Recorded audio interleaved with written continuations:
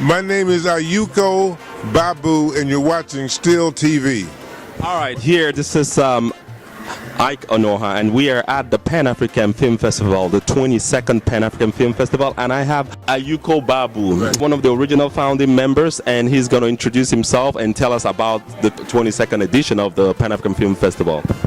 My name is, as you said, is Ayuko Babu, and I'm one of the worker bees, one of the cultural workers. What we try to do with the festival is a couple of things. One, we want to give a public space so that black folks from all over the world can come out and hear their stories, see each other's stories, and kind of entertain themselves in public space. And if you've been in the United States any length of time, you'll find that there's very few public spaces that's set aside for us to come out and just enjoy ourselves. That is so true. So we want to do that. The other thing we want to do is to show distributors that there's an audience for these films. As opposed to making a decision in Hollywood somewhere, making decisions about a young rapper, we say that you come and check out a film festival, American Black Film Festival in Miami, or the Pan-African Film Festival in Los Angeles, or the African Diaspora Film Festival in New York, or the African Film Festival in Lincoln Center. You can begin to get a sense of what black folks think about film. There's a whole spectrum of black folks come out to see these films. Right. So that's one of the things we try to do. The other thing is that, you know, the name of our festival is called the Pan-African Film Festival, which means that we showcase films by people of African descent from all over the world. As a result of colonization, as a result of slavery, the African has been spread all over the world. So a little bit of our stories in Nigeria, a little bit of our stories in Haiti, a little bit of our stories in Guatemala, a little bit of our stories in Nicaragua, a little bit of our stories in South Africa, Papua New Guinea, Australia. So if you put all of these different narratives together, you begin to understand the complicated and sophisticated nature of the African experience. Right. Plus, it helps us, because we've been spread all over the planet, it helps us to get to know each other. Right. One of the problems with being spread all over the planet, every group of Africans sort of think that they got the knowledge, they got the monopoly on the information and on the hip. Right. I mean, if you're in LA, all the African Americans think this is the hippest place to be. If you're in New York, same thing. You go to Lagos, all Lagos, is there anything else outside of Lagos, you know, because it's happening. So we said, yeah, there's another story in Lagos, another story in LA, another story in Brazil, another story in Haiti. And you put all those stories together, you really begin to understand who we are. Right. And plus, this is where you get a chance to know each other. I mean, like, I've had more than one person tell me people have an image of Nigerians that they're hustlers, that they slick businessmen. That's the image, right? Right. I said, look, 99% of Nigerians are farmers. You know, I mean, and what that slick businessman thing is, Lagos is as big as New York City. So that's just the urban drive, you know. Right. And then you got 150 million people, so you got to get up and do something, you know. So you begin to understand that. You see confusion now, you get a chance to understand, oh, that's the Nigerian brothers. You see, I remember I went to Monrovia in Liberia a few years ago. I was at a party.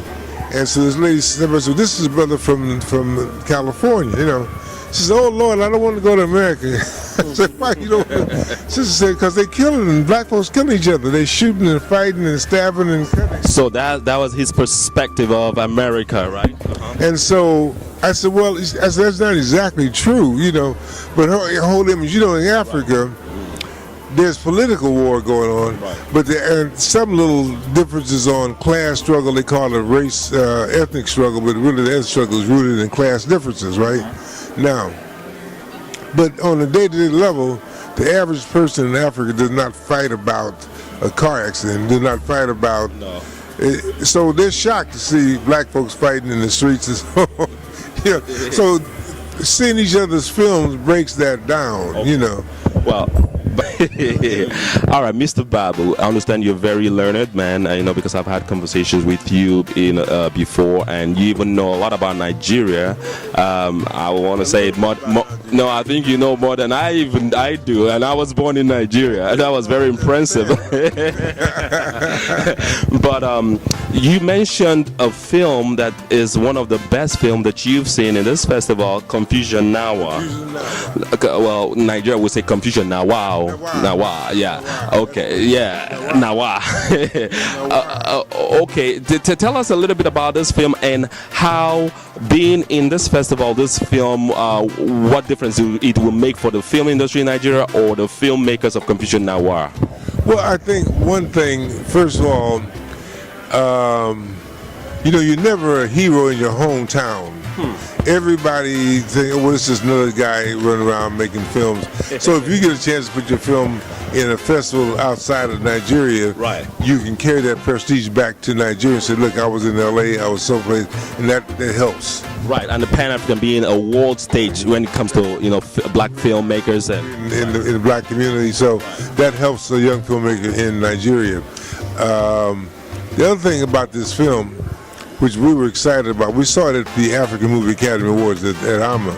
Okay, in Nigeria. When was that? This was this year, right? About 9 months ago. Oh, 9 months ago. Yeah. Okay. And we were excited then, and people were really, really excited. So we said, hey, this film needs to come here. We felt that it brought a different perspective. It raised the game, it raised the bar for Nigerian films. These young brothers are from the north, and they're actors and the directors and producers, and they got that together, kind of half government money, half state money, right, and private money. Right. So we were excited with what they did. Okay, what was the main excitement? Is it the subject matter, the cinematography, the way the film was made, or the direction of the film? What stood out the most for you? All those things. First of all, the story. It was a hip, urban African story, and what I mean by that is that everybody has a particular angle on the African experience. There's a hip Harlem experience, there's a hip Lagos experience, and so you got a chance to really see that. You know, you got a chance in that film. You got a chance to see a film that was insightful. It was also, there was on two levels. One was on the story, then there was also a religious angle. The film opens with the Allah Akbar, with the salutation, and that raises the question. It took a Muslim to explain that to me. There's a brother, a profound African American Muslim, who went to see the film here, and he gave me an understanding about Islam that nobody told me in Nigeria. That I think everybody in Nigeria who saw the film when we saw it understood the Islamic thing but didn't translate that. But the brother said, my God, this is this Islamic film. And what it is that if you know the prayer, there's an admonishment that you must do righteous work, you must, seek the truth and be honest and fair and so forth and so on.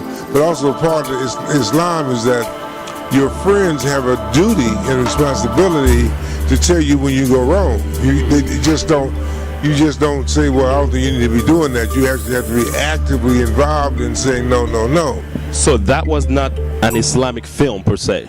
No, it had Islamic elements. Okay. Like it had urban elements. And that's unusual to see Islamic elements in the urban setting among young brothers, right, as well as looking at the day-to-day work. For instance, Lagos is like Manhattan. And a lot of people don't really realize Lagos and Manhattan is the same designs, island with bridges. Right. So therefore, the traffic in Manhattan is horrible. Traffic in Lagos are the same thing. Right. But you don't hear the negativity about New York traffic like you hear the negativity about Lagos traffic. But it's the same. Right. They show the traffic in Lagos, and a brother gets knocked down and gets killed.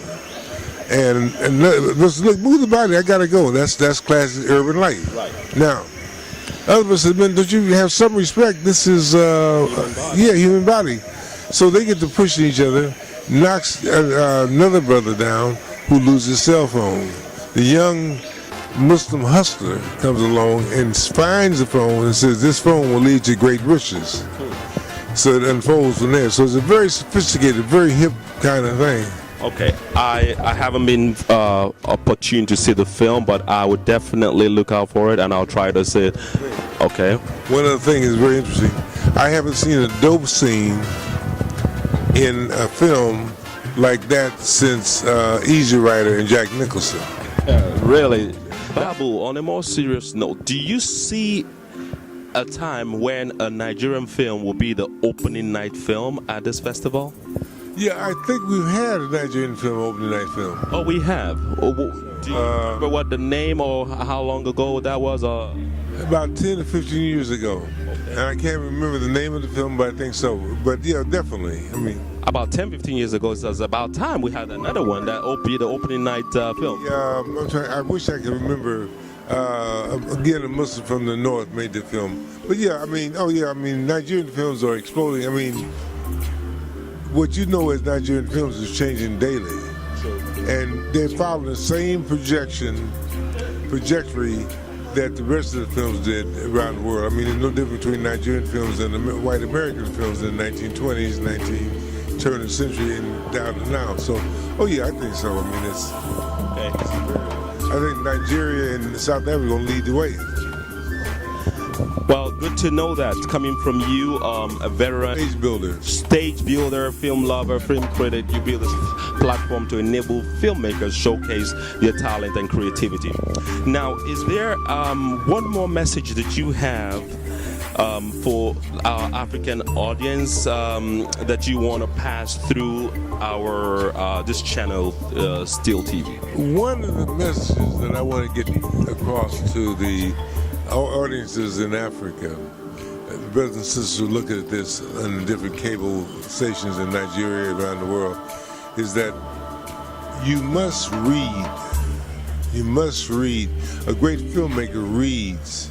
A great filmmaker pays attention to other people writing stories, and the best stories written by writers.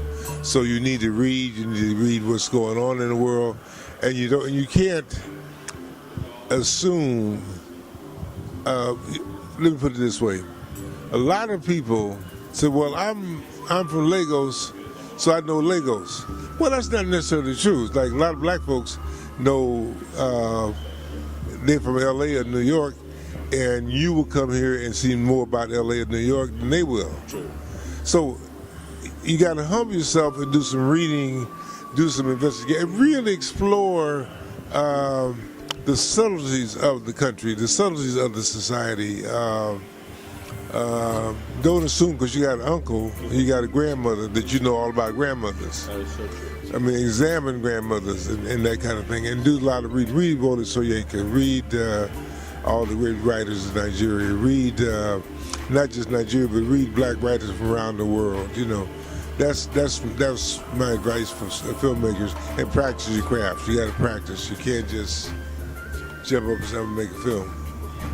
Well spoken. I do appreciate your time and this interview. The message is you got to read and educate yourself, be versed, know what's happening around the world, around you. You know, that's a big part of being a filmmaker or being able to affect society with your craft as a filmmaker in the film industry.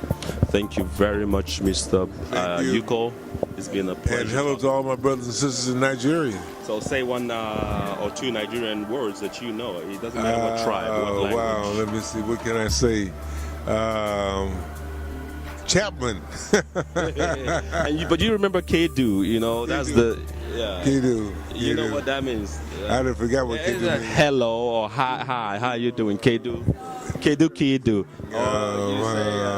Say something in Yoruba would say Bawoni. Well, I wish I could think of something, but anyway, hello. No, it's gonna come to you. Right. It's gonna come to you. Hello.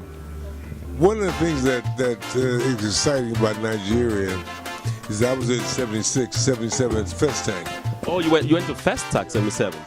Wonderful. My first trip to Nigeria, and I had the opportunity to escort Stevie Wonder there. I was about to put the whole Stevie Wonder deal together. Wow. And I got a chance to see the great Dora on television, and Stevie performed at Trafalgar Belair Square. We did the Grammy show from there. So we got the whole thing. It was exciting to see the energy. We always say if the Nigerians want to do something, they'll do something. If they don't want to do nothing, y'all won't do nothing. But if you want to do something, That is so true. do. You built the Abuja. We're excited about Abuja. That don't, we tell everybody to go and look and check out Abuja, because that's a brand new city that's incredible. Wow, that's amazing. That's a strong message. If Nigeria wants to do something, they will do something. And you're right about that. You're absolutely right about that. All right, Mr. Ayuko. My pleasure. Thank you one more time for giving us the pleasure and the honor of interviewing you. Thank you very much.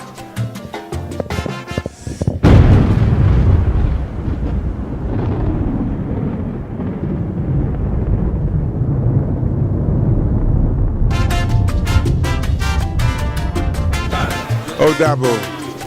Odabo. Odabo.